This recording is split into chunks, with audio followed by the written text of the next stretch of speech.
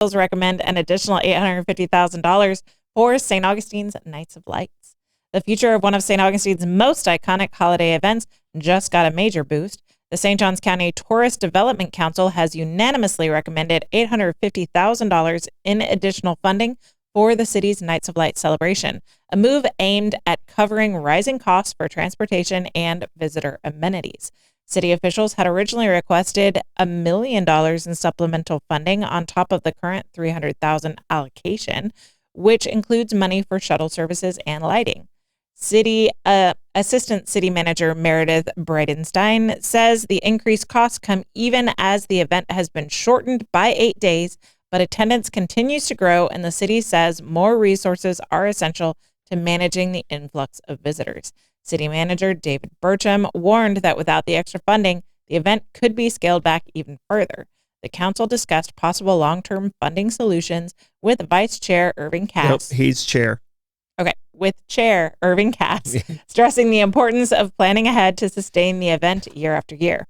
Council member Michael Wicks added, "Our backs are against the wall. We don't have time to figure out where every nickel is coming from."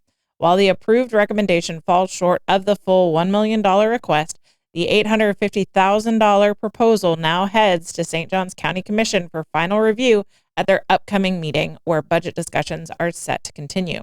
For now, the city is hopeful this recommendation will help keep the light shining on one of Florida's most beloved holiday traditions.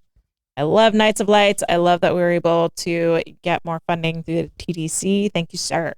Yeah. Well, I mean, and I'm actually the vice chair. Irving's the chair, so they didn't get that one quite exactly right.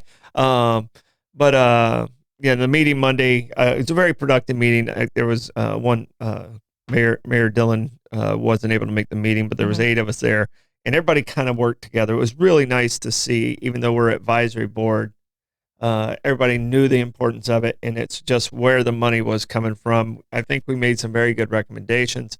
I'm hoping that the staff and the commission are able to take our recommendations and use those in a positive way, because we're just an advisory board. We don't actually do the allocation. We just advise, and then the Board of County Commissioners are the ones that actually make the final decision. Awesome. You know, one of the things that we were trying to look at is deferred money. The other thing that happened, and it wasn't in this article, is there was a shortfall on the grants for the arts. And we were able to move some money out of reserves to approve to get them an extra $110,000 for groups like Romanza and Limelight and a lot of those ongoing groups that kind of give us our character. Yeah. It might not be big money makers as far as what you see, but they're still important to who we are as a city. Yeah, absolutely. And our identity. So I think that those 2 moves were really big.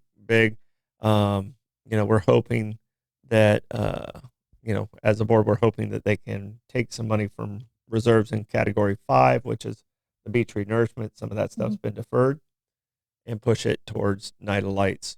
And it sounds like moving a lot of money around, but that's exactly what you have to do when you got so many important things. You got to make tough decisions. So any chance we can reallocate the funding for that weird little artificial reef ball and the peanut and just put that towards the Nights of Lights and the arts? That's a city. That's actually the city, and I don't know where they deferred that money. That money got deferred, and they did spend a little bit of money on it. Yeah, but I'm sure it's been that non-refundable deposit to the artists. And to tell you the truth, that money might be able to go to some of the law enforcement stuff, because the way the TDT tourist development tax is, you can't spend it for law enforcement. So, and got to have law enforcement. So hopefully the city can use that, defer that money to that. So yeah. I think we'd all rather have grass there than have that random keep thing. the grass. Yeah. All right. Gas Buddy Gas Report.